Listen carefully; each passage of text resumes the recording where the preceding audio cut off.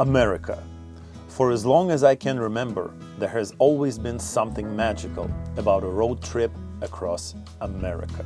Something from the old movies, from cartoons, from my childhood. A road with a yellow double solid line, mountains, fields, deserts, cacti over the side. How cool would it be to take a trip from one US coast to the other? In this video, you will see how I will do it, and I will take you with me. But I won't be doing it in a regular car. I'll be doing it in a Tesla. And I won't just be driving myself. I'll be asking the Tesla to drive me using the autopilot. You and I will drive out of Los Angeles from the Pacific coast and across the whole American continent to Miami and the Atlantic Ocean. Is Tesla Model Y, the most popular electric vehicle in the United States, a comfortable car to travel from coast to coast? And how comfortable it is to stop for charging and all the other stuff that come up to your head when you think about electric vehicle. In this video, we will not only check that, but we will also cross the United States from Los Angeles to Miami on Tesla Model Y. We will see 8 different states, large cities, small towns. We will see beautiful American nature, and we'll see how people live in many different places of the United States of America. So please subscribe to my channel, press the like button, and please continue watching. Let's go!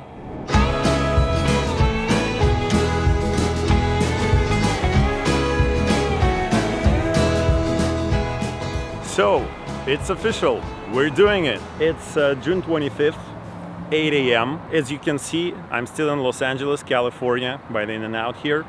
And I brought my Tesla to charge it up to the Supercharger station here. It's one of the fastest superchargers in my area. I'm in Glendale, California right now. Let's see how many stops for charging will it take Tesla to take us from California to Florida. A couple of my friends did that kind of trip, but using regular gasoline cars. And usually it took them about 2 days, I guess, but they almost didn't get any sleep. We're not planning to do that. We're gonna get enough sleep because it's healthy. And especially on long road trips, you need to have your mind clean because you need to focus on the road to avoid any dangerous situations. I've been in very terrible car accidents before, so hopefully this one will be fine. So what do you think? How many charging stops will it take us to get from California to Miami on Tesla Model Y long range? Tell me in the comments right now. I wonder how many of you will guess it right. When I told people that I was going to drive a Tesla all the way across America, they always asked me, are you sure there will be enough charging stations? And would there be a lot of stopping? Me personally, I'm not worried about charging. At the time the video was taken, there was more than 1,400 Tesla superchargers in the United States alone. Each Tesla supercharger has between 10 to 50 chargers. You can see from the map that America is covered in superchargers. There is no need to worry about missing a charger. Tesla itself calculates in real time how long the charge will last and itself puts stops in the most efficient way. So you don't even have to think about which charger you should stop at and when. Tesla itself takes you where you need to go. So let's begin our journey. And the first destination of our first day of the trip is El Paso in Texas. And Tesla says that it will take us approximately 13 hours to get there. And also that we will need to stop at 6 superchargers. What I really think, Tesla is not right. I think it's gonna take us about 15 hours and about 7 to 8 superchargers. But let's see. Let's roll on the highway and turn on the autopilot. So our starting point is Los Angeles, the largest city in California and the second largest metropolis in the US after the New York City. When you visit Los Angeles for the first time, you might be surprised at how different it is from stereotypical America, because there are hardly any tall buildings. Instead, there are low-rise houses stretching in all directions infinitely. If New York is a vertical city with many high-rise buildings, Los Angeles is the epitome of a horizontal city. It's unusual at first, but you get used to it. The hallmark of Los Angeles is its mountains, which are abundant and visible from any point in the city, as well as from all roads. Of course, there are also palm trees, beaches, and the most ideal weather in all of America. In the summer, it can reach 35 to 40 degrees Celsius, while in winter it drops to 18 degrees Celsius during the day. There is no snow, but you can ski and snowboard in the mountains. I have lived here for 6 years, but I won't go into more detail about it in this video. Let's move on. Alright, we're on a highway and let's turn on the autopilot. In Tesla, you're doing this by pushing downwards this stick. You can adjust the speed limit, and when you're on autopilot, it's 80 miles per hour maximum. The thing about Tesla Autopilot is that it's not really an autopilot. In reality, what Tesla calls an autopilot is not an autopilot at all. So if you purchase any Tesla right now, it comes with built-in autopilot. It says exactly like this on their website. But what Tesla considers an autopilot is just an adaptive cruise control. So it's basically what it is. It's a system that adjusts the speed of the vehicle to maintain the safe distance between the cars in front of you. That's it. And this technology is very old. I think the very first use of this technology was by Toyota in the beginning of the 90s. So a lot of cars have this type of system of adaptive cruise control. But Tesla calls it autopilot. But it doesn't mean that Tesla cannot drive itself. It's just Elon Musk decided to call this technology, the full autonomous driving, full self-driving. In order to get full self-driving, you need to pay extra. So there are two options right now when I'm recording this video. You either pay $12,000 right away when you purchase the vehicle, or you can purchase the subscription. Subscription costs $200 per month, and that is exactly what I did. The problem is, even though you purchase the subscription or you pay $12,000 in full, you still will not get full self-driving, because there is a catch. So when you purchase full self-driving, Tesla will be able to change lanes by itself. You will just need to confirm it. It will be able to drive itself on regular city streets. It will be able to park itself and to come to you autonomously on the parking. For example, if you're on a commercial plaza and you don't want to go to your vehicle, you can just call it. It's called Summon in the app, and it will drive itself to you. But that's it. It's like very limited functionality. It's not like you can send your Tesla to go to Walmart to buy some groceries for you. So if you want to get full self-driving and enable Tesla to just drive itself by just touching the screen, typing in the address, and allow it to drive itself, you need to prove to Elon Musk that you can drive safely. And Tesla came up with the thing called safety score. So it calculates how safely you can drive using 4 parameters. First one is forward collision warning. How often while you drive you will see this warning on the screen. How you maintain the safe distance between the cars in front of you. How often do you use hard braking? And how fast are you going on turns when you're turning your vehicle. And in order to get full self-driving, you need to score at least 90 out of 100. And the thing is, it's not an easy task, especially if you live in Los Angeles with the famous traffic. So I've been paying $200 a month for more than 9 months now, and I still haven't gotten the full self-driving beta, and I can't test this Tesla to drive itself like completely. But anyway, it is full self-driving, it is autopilot, I'm not touching the wheel, I'm not touching the pedals, and it can drive itself. So let's see how far can we go and how convenient it is to drive from Los Angeles to Miami. California is, of course, an insanely beautiful state. And I kind of wish we had ended up in California instead of starting out here. Because it is the West Coast and California in particular that has the most beautiful and diverse nature in the country, in my opinion. The eastern part of the country is very flat. At least it seemed so to me at the moment of start of our trip. Driving through California to the border with Arizona, we drove through a huge field of windmills which generate electricity. This field, by the way, is near Coachella, which is where the famous music festival is held every year. California is the most economically developed state in the United States. If California became a separate country, it would be the fifth largest economy in the world, after the United States, China, Japan, and Germany. And this is just a state.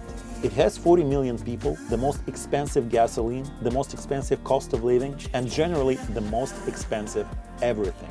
But it's a big market, so there's more work to do. It is a commonplace in America to look down on California and its residents with contempt, saying they are too spoiled. California is not real America, and on and on and on. But I love California, and despite all the problems with homelessness, with inequality, I think it is the best state to live in the United States. But we must move on. The closer you get to Arizona, the more desolate nature becomes. I experienced my first anxiety about charging just before reaching Arizona. When leaving California, you have to pass through Joshua Tree National Park, where there are no charging stations and you have to drive almost 100 miles, with most of the road going uphill. I started checking the statistics to make sure that Tesla would make it, but it did. It automatically accounted for the high energy consumption while going uphill and recharging on the way down. We made it to the next stop without any issues and entered Arizona. We entered Arizona from California by crossing the bridge over the Colorado River. Surprisingly, the border turned out to be a busy one. Well, the river, to be exact. There were a lot of people there, swimming, boating, jet skiing, and everything looked like a lot of fun from above. Past old-timey scenes, big birds were singing in the tall willow tree. All Tesla charging stations are set up in the same way. You drive up in reverse, park, get out, take the cable, press a button to open the charging port, and that's it. There are chargers with different power levels, but with a Tesla, you don't even have to think about how much you need to charge the car. It tells you how long to stay at the charging station to continue your journey. Often, it requires you to stay at the charger for 20-30 minutes. You can go eat, stretch, and use the restroom. It's been more than 3 hours since we started our trip, and this is our second charging stop. And right now we are in Ehrenberg, Arizona. Yes, we crossed the state line, we're no longer in California, and it is incredibly hot here. Right now it's 106 degrees Fahrenheit or 41 degrees Celsius. The wind is blowing, but it's hot. It's crazy, it's like in Vegas. The problem with the Tesla Superchargers is though there are a lot of them across the United States, you can easily go from one coast to another coast, but your choices of food are very limited and they are really tied to this to the Supercharger's location. For example, here in Ehrenberg, it was our first Supercharger station for more than 100 miles. So we didn't have any other choice but to stop here. But if you want to eat a healthy food, you won't get it here because the only choice of food here is Wendy's, fast food. And this is pretty much like it everywhere with Teslas. There are a lot of Superchargers, but your choices of food are very limited. But still, it is what it is. You can go from point A to point B on autopilot on Tesla. What can I say about Arizona? Looks like a little cloudy California with a slightly different shade of mountains. We met sand tornadoes along the way. They were small, but there were really a lot of them. And of course, Arizona is very hot. It's considered the hottest state in the United States. Because of the desert nature, temperatures can go up to 50 degrees Celsius in the summer and down to -5 degrees Celsius in the winter, depending on the area. Only 7.1 million people live in the entire state, and it is known primarily for its natural beauty. The Grand Canyon is located here, but well north of our route, so we will not see it here. Our route, however, takes us through Phoenix, the state capital and the largest city of the state.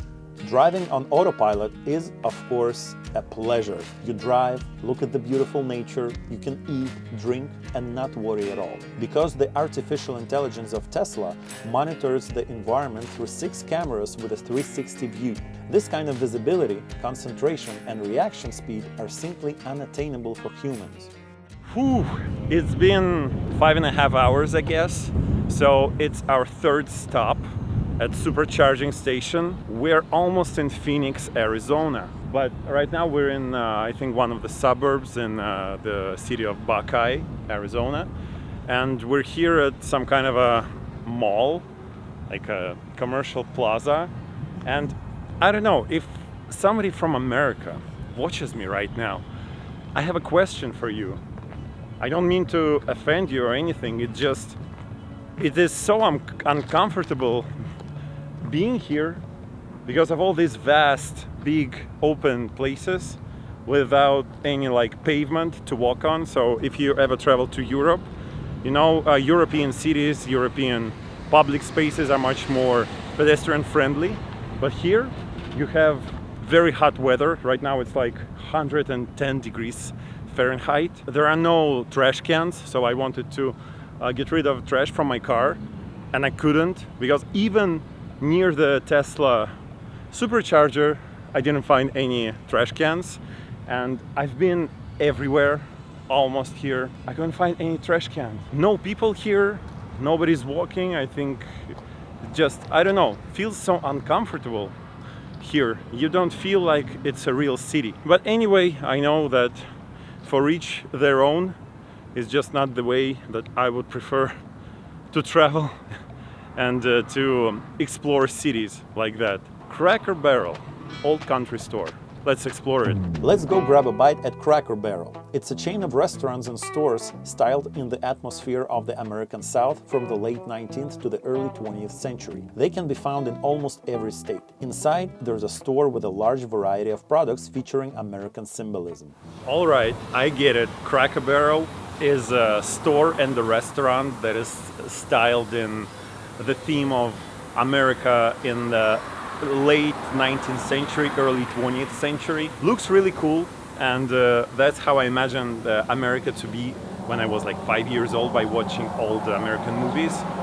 But nothing more. Food is not great, it's very sweet, feels very corporate because, as I understood, it's a franchise and you can find those stores all over the country, so you don't feel the soul. It's cool to visit once, to see all the merchandise and with American symbols, American eagles and stuff, but I don't know, I didn't really like it. If you're from America and you're watching this, tell me what's your opinion about this Cracker Barrel stores? Well, we are now entering Phoenix. There are 1.6 million people here, making it the 5th most populous city in the United States.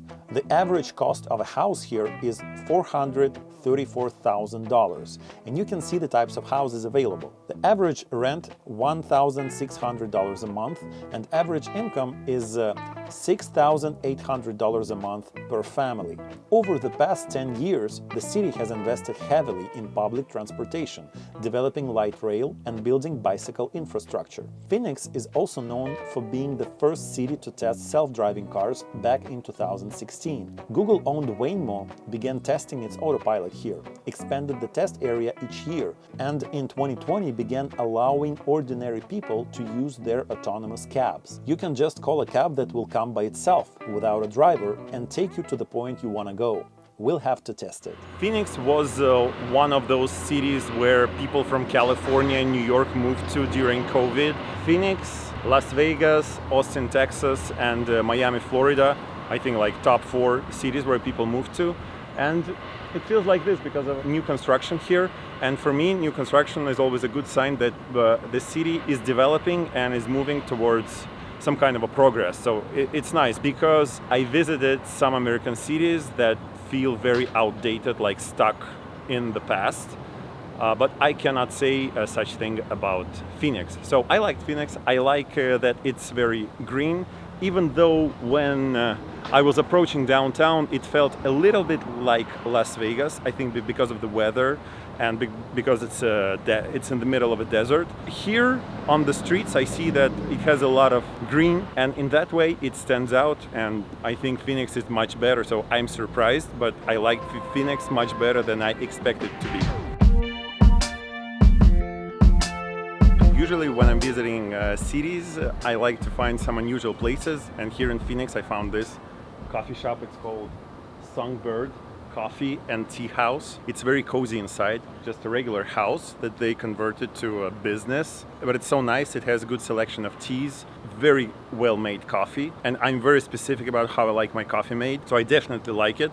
And it's another good sign for me that Phoenix is worth exploring. But unfortunately, this time I cannot stay here for longer because we need to go to El Paso, Texas. So next time when I'm going to shoot my travel video, like big travel video about Arizona, I will definitely stay here for, I don't know, about a week to explore the city in detail. So if any of you guys live here and are willing to show me the city sometime this year, please let me know in the comments. We left Phoenix closer to sunset. On the way, we saw a small sandstorm and admired the stunning mountains. It was already getting dark and we still had a long journey ahead of us to Texas. Whew. So it's been more than 9 hours since we started in Los Angeles, and what I can tell, Tesla Autopilot is game changer. Because I remember when I drove like 5 or 6 hours to Las Vegas or to San Francisco, just driving by myself, I got really tired. When I got to my destination, I couldn't do anything else. I couldn't focus on anything else because like my attention was overloaded when I was driving. But here it's completely different. It's been 9 hours and I'm not feel tired at all. I can easily continue driving for 9 more hours. And I think I will be fine. I didn't think that it will be like that, but it is what it is. So Tesla Autopilot definitely can recommend for long road trips. And I also wanted to add one little thing. So in the previous section, some of you might get offended that I didn't like the way American cities are built, that they are built for cars, not for people and not for pedestrians, and that you don't feel very comfortable there. And it is my personal opinion, you don't have to agree with me. But what you will agree with me on is that American nature, wonderful, breathtaking. I have no words to describe how I love these different American natural zones. California, Nevada, Arizona. It's my first time in Arizona and I already love it so much that I want to visit here and film a new big travel video about this state because nature here is wonderful, like in any other area where I was in the United States, but still unique. And I can definitely tell that I'm in Arizona, not in California, not in Nevada, not in Washington. So, and I'm truly grateful that I'm able to experience it all myself. And I keep telling all my friends that are not in the United States, it doesn't matter whether you like the country or not, you have to visit and see the natural wonders of this country, national parks, all the different states, all of the different areas here that America has to offer, because this is truly the experience of lifetime. And I don't think that you can find so many different regions, areas, natural environments in any other country, like in the single country. Deserts, forests, mountains, snow peaks, beaches, all this stuff is just crazy. And it's no wonder that most of the Americans, they don't really travel outside of the United States, because why? If you have so much different places that you need to visit. One lifetime is not enough to visit everything that the United States has to offer. So I'm sending a lot of love, a lot of hearts to the nature of the United States.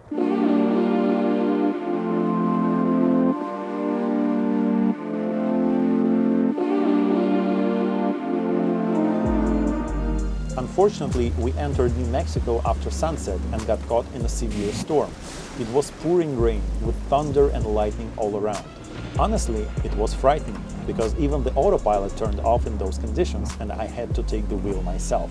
We drove in the rain for over an hour.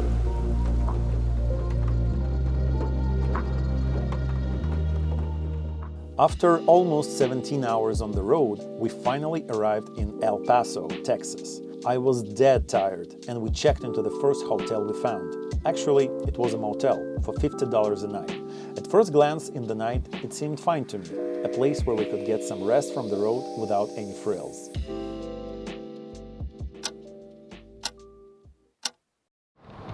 Oh, good morning. What can I say?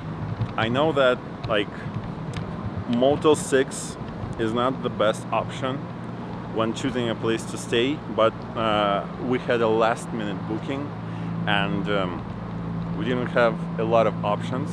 So we chose Model 6. It was like $50 or something, and I know that we only needed a place to sleep, but still I would not recommend Model 6.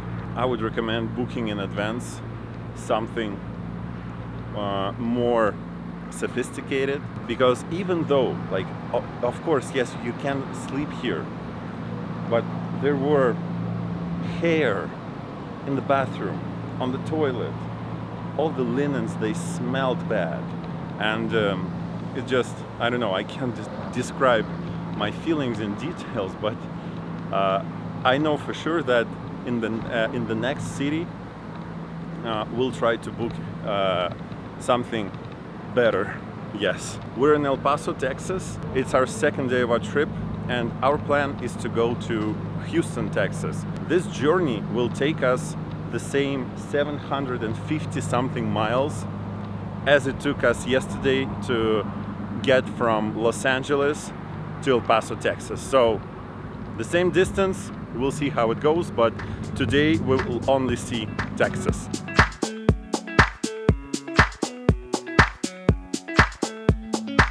A few words about El Paso. It is located right on the border with Mexico, and looking at the map, it may seem that the border runs straight through the center of a large city, with its northern part, El Paso, in the United States, and its southern part, Ciudad Juarez, in Mexico. However, in reality, these are two separate cities. Until 1930, residents of both cities could move freely between them without any problems. Now, it is one of the most protected and fortified borders.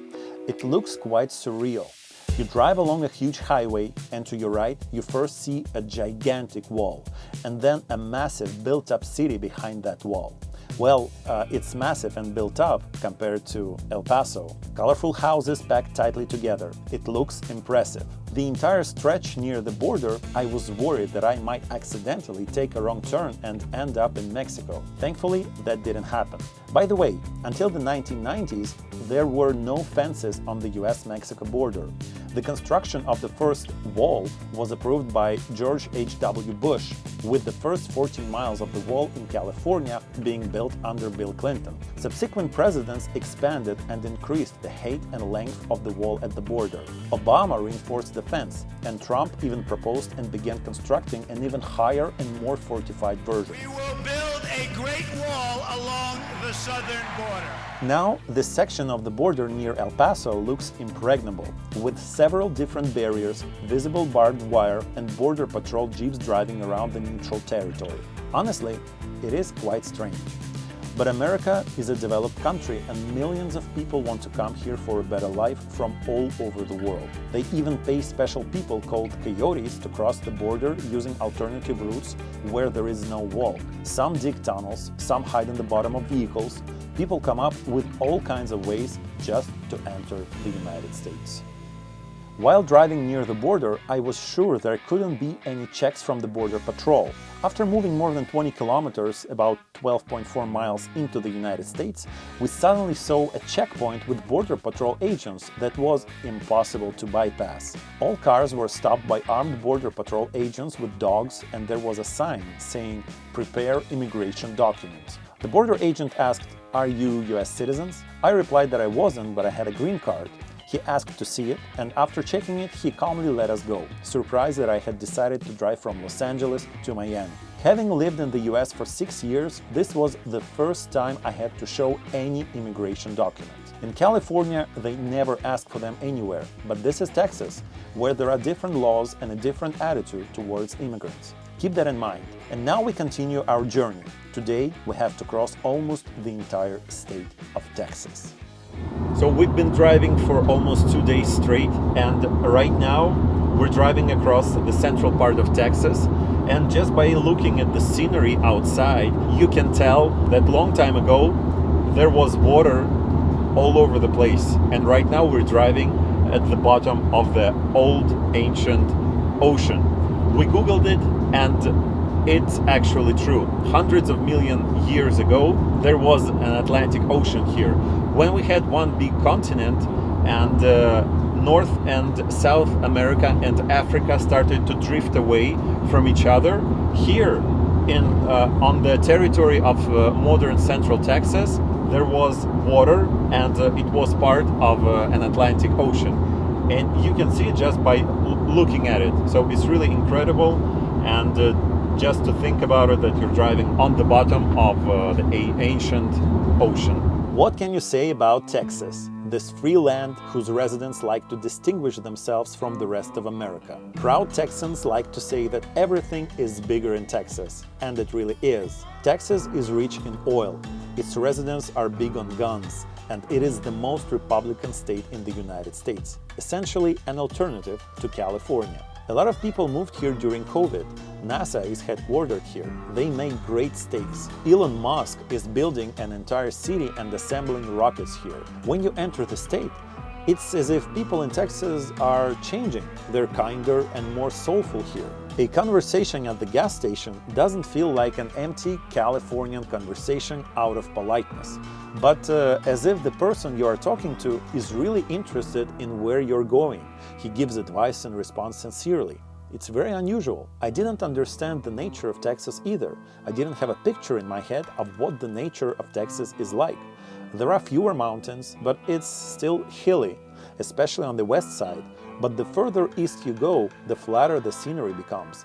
You go through a lot of fields with cows, some vineyards. Do you know that there are vineyards in Texas? Well, there are.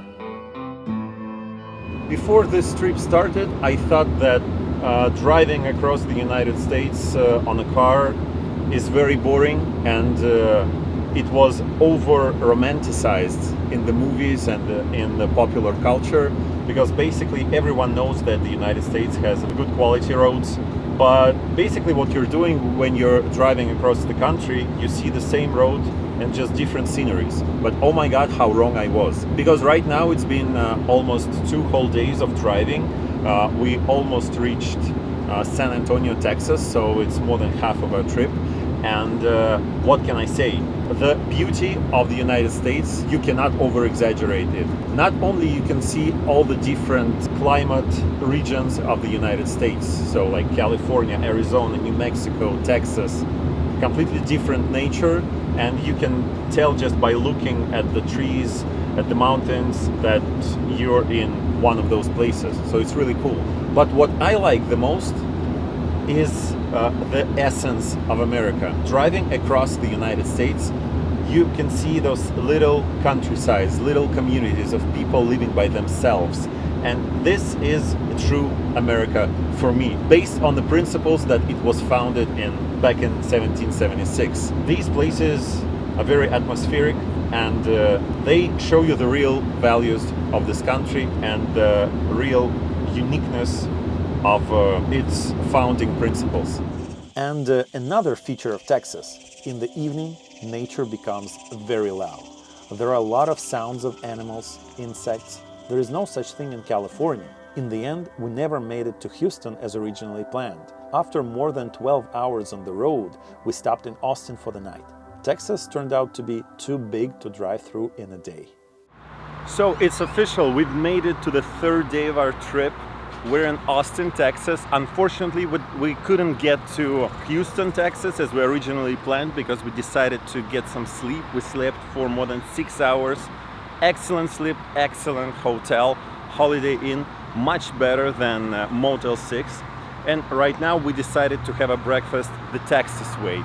We went to Rudy's. It's a Texas barbecue with a variety of meat, from beef to pork to chicken to turkey. We ate a lot.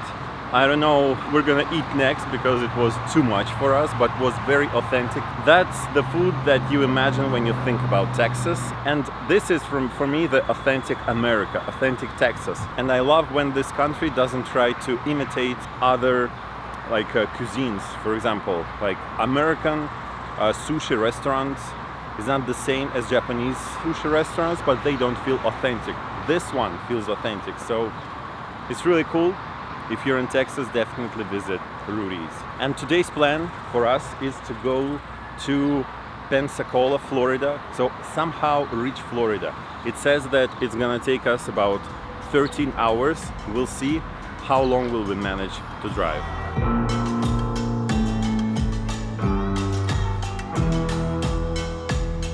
Finally got to Houston. I'm so surprised. We stopped here to get a coffee, and it is unbelievable. We parked in downtown Houston, and what I saw here, I couldn't imagine. It's like European cities, European infrastructure combined with American cities, and you see downtown, huge tall buildings, skyscrapers, but there is a tram here going through the downtown, and it is so cool. I love it so much, and it's very clean.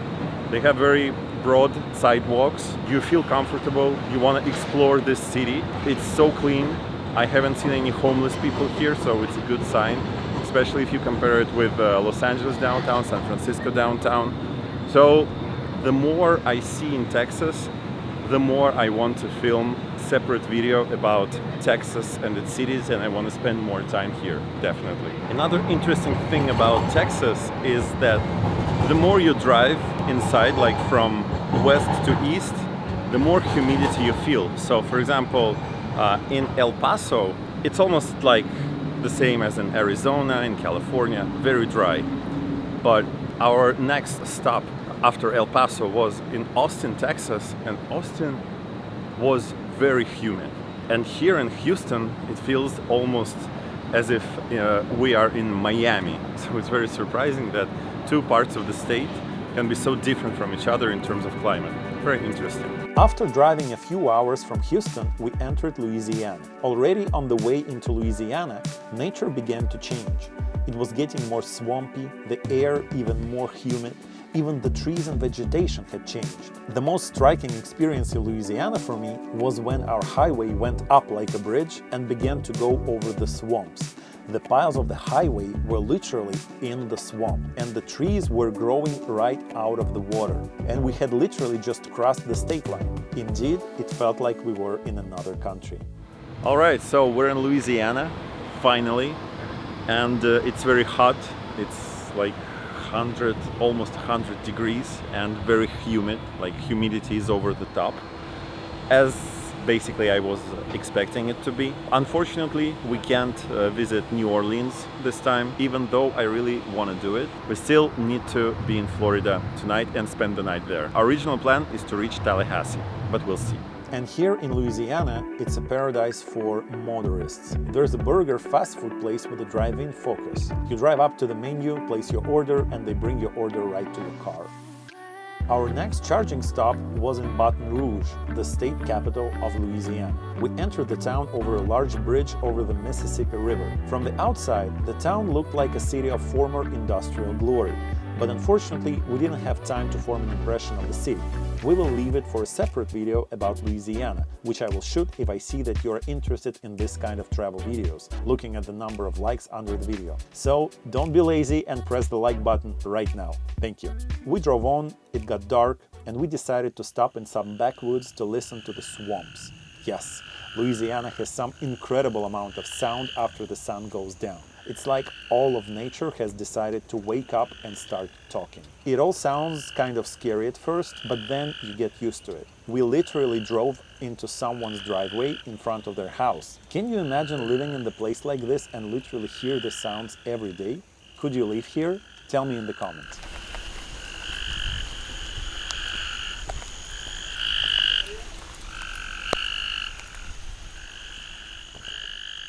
The next state on our journey was Mississippi. Unfortunately, I didn't get to see much of it because it was nighttime. However, it was in Mississippi that a police officer pulled us over for driving in the far left lane meant for passing, when the right lanes were free. We got away with a warning. We also had dinner in Mississippi at Whataburger, a popular burger chain in Texas and the southern states. Surprisingly, it was quite good. I also noticed that people in Mississippi had a southern accent, and their choice of words changed a bit. For instance, instead of the standard "have a good day" when saying goodbye, they said "take it easy."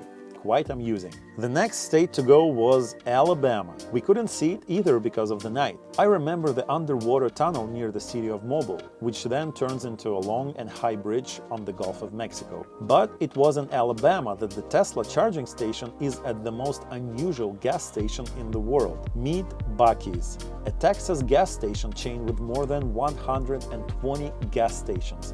And instead of a standard gas station convenience store, an entire mall with its own food, bakery, and everything else you can think of. So we arrived in Alabama. We stopped to get our Tesla charged, and this is like ridiculously huge gas station. There are like 120 gas pumps. So far, Tesla holds really great, and I can only recommend traveling on Tesla.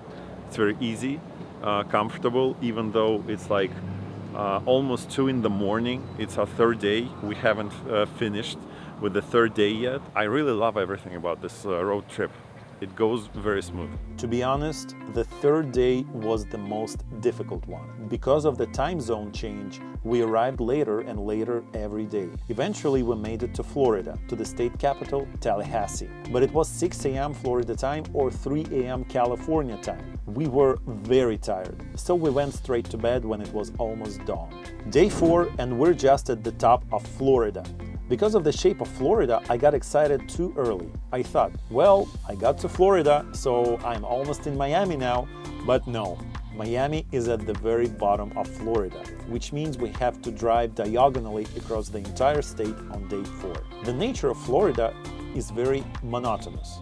It's fairly flat land. Sometimes there are hills, lots of greenery, palm trees. Along the way you can meet crocodiles, both on special farms and in the wild. A lot of ads for fresh oranges. They grow a lot of them here. And Florida is also known for its sudden tropical rains, which both suddenly begin and suddenly end. Alright guys, it's 4th day of our trip and we're finally in Orlando, Florida. Another Supercharger station. Elon Musk, thank you from all my heart.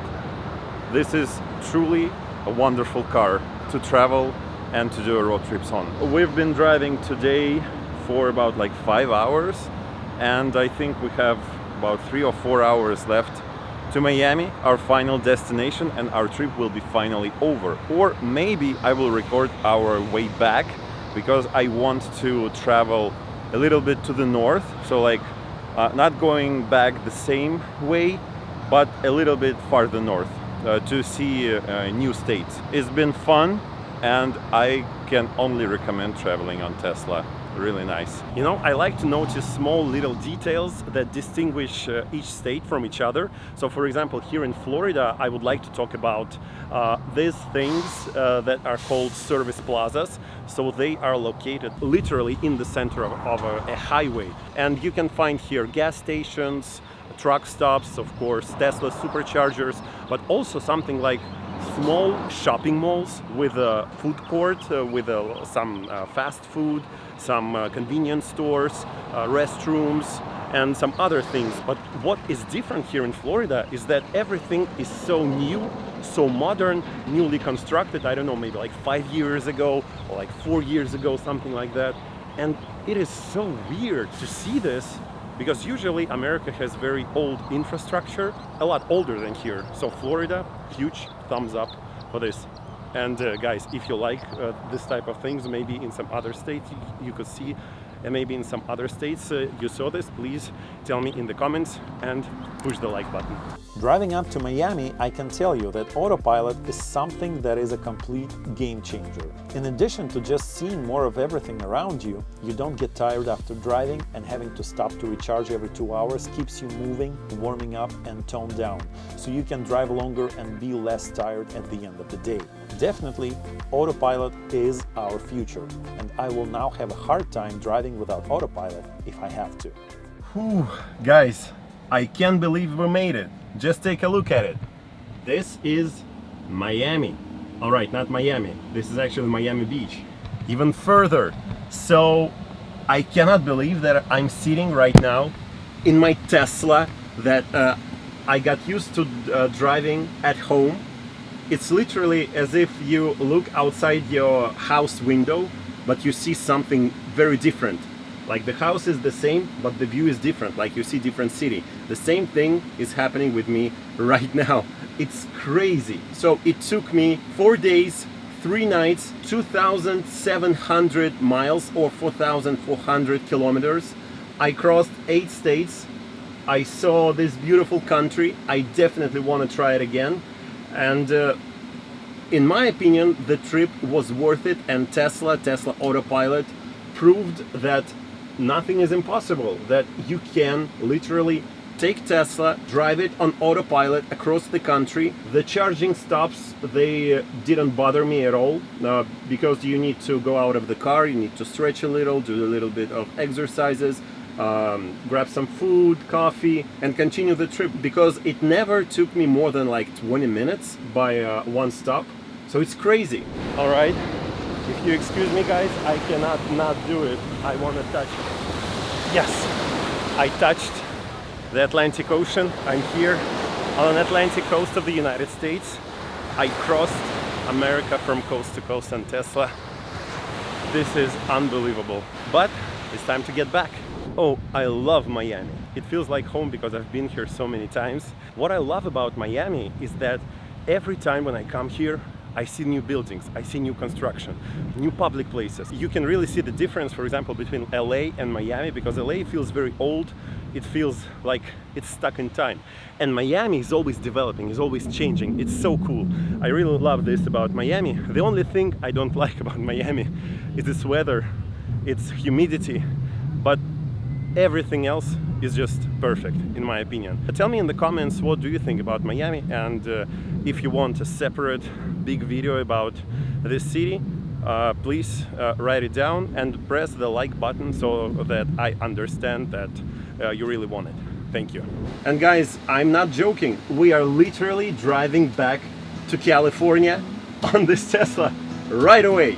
Let's go. It took me 3 days to get back to Los Angeles, and on the way I thought about this adventure of mine.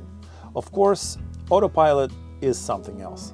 While in the beginning I felt like I was touching the future, by the end I had no idea how I could drive without autopilot. But most of all, I thought about America. How amazing it was that I was charging in such a fierce wilderness.